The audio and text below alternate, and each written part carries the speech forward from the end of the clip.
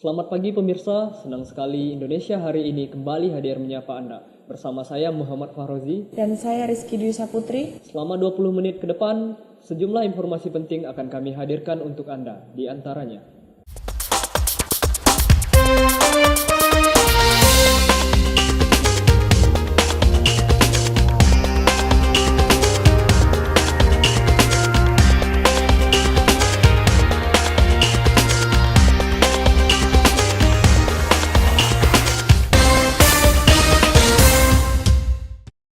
pemirsa, banjir merendam pemukiman warga dan bangunan sekolah di Lebak, Banten.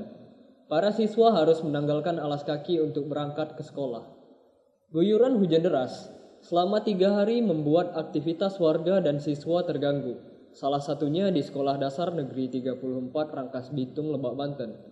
Banjir setinggi 30 hingga 50 cm membuat siswa harus berjalan menerjang genangan menuju sekolah tanpa alas kaki. Meski demikian, siswa tetap semangat belajar. Hingga tadi malam, hujan masih mengguyur wilayah Rangkas Bitung, Lebak, Banten. Warga berharap sistem saluran air segera diperbaiki.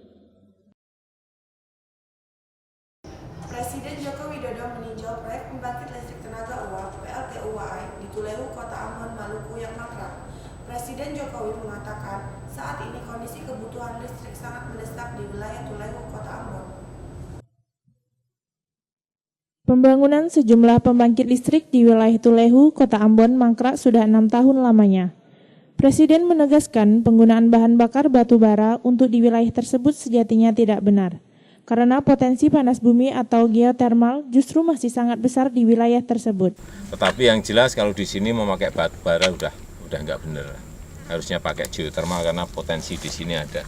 Di mana Pak Gub? Di sini Pak, ini di Tulehu. Di Tulehu ada gitu. Jadi memang saya belum tahu, saya nggak akan banyak komentar dulu, tetapi inilah kondisinya yang ingin saya lihat. Presiden mengatakan potensi panas bumi ada di berbagai wilayah di 34 provinsi, dan salah satu titiknya ada di Tulehu. Pada kesempatan yang sama, Menteri ESDM Ignatius Jonan mengatakan proyek PLTU tersebut terbengkalai karena memang tidak ada pengerjaan. Kementerian ESDM sedang mengkonfirmasi hal tersebut kepada PLN. Apakah PLN akan melanjutkan proyek tersebut atau tidak? Dengan masalah yang sedang dihadapi saat ini, letak sumber batu bara yang jauh dari PLTU Tulehu, Kota Ambon. Pemirsa, kami baru saja menerima kabar bahwa telah terjadi gempa bumi berkekuatan 5,6 skala Richter di Kabupaten Parigi Motong, Sulawesi Tengah. Belum ada informasi mengenai dampak gempa. Berdasarkan informasi yang diperoleh dari Badan Meteorologi, Klimatologi, dan Geofisika, gempa terjadi sekitar pukul 9:21 waktu Indonesia bagian Barat.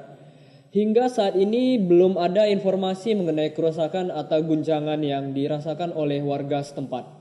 Pemirsa, kita akan mengetahui kondisi terkini demo supir angkot sekota Bandung yang dilakukan di sekitaran Gedung Sate Kota Bandung. Sudah ada rekan kami Sulismawati yang akan melaporkan langsung dari Bandung, Jawa Barat. Sulis, bagaimana keadaan terkini demo yang dilakukan oleh supir angkot sekota Bandung?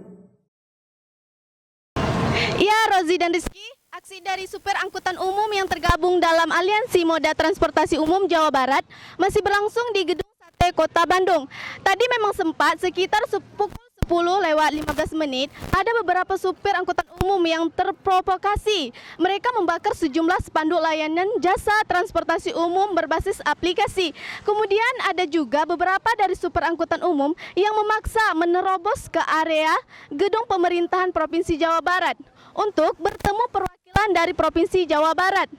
Dalam aksi yang digelar pagi ini, ada sekitar lebih dari 7.000 supir angkutan umum yang terbagi dalam 5.000 supir angkutan kota dari 39 rute di seluruh kota Bandung. Kemudian juga ada lebih dari 2.000 supir taksi yang berorasi di sekitar lapangan Gedung Sate Kota Bandung. Dalam orasinya ini, ribuan massa menuntut agar pemerintah Provinsi Jawa Barat bisa menjembatani tuntutan mereka. Yang pertama adalah terkaitan tuntutan pencabutan Peraturan Menteri Perhubungan Nomor 32 Tahun 2016 yang mengatur tentang angkutan orang. Dan juga kendaraan bermotor umum tidak berteriak.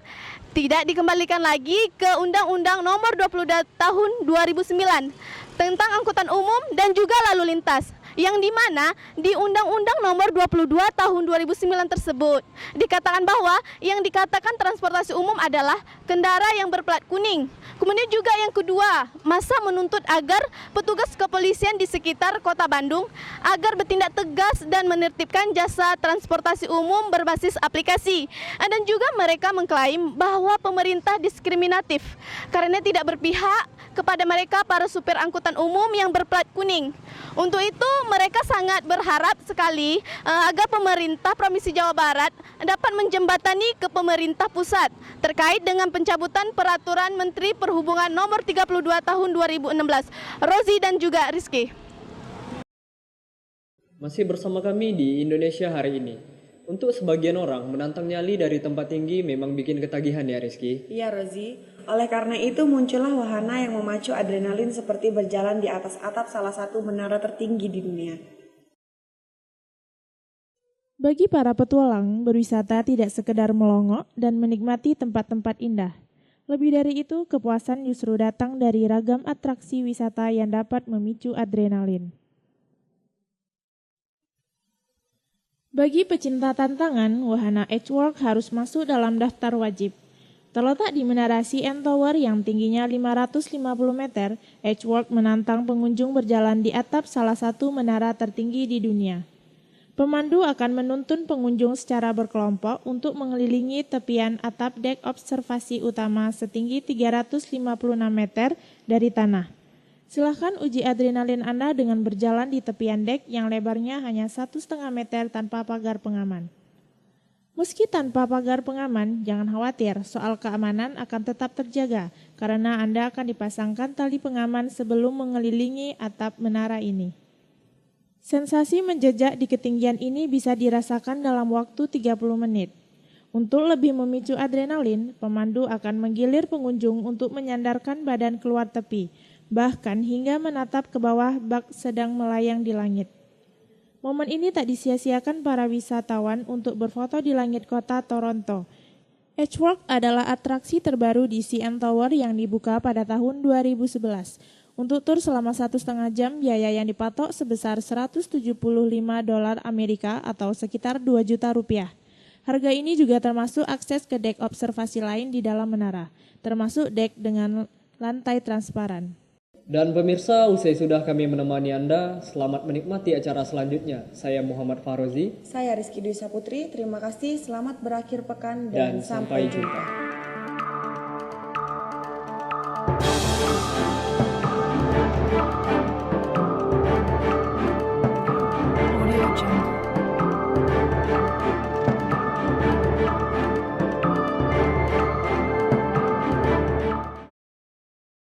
Kamera, roll action.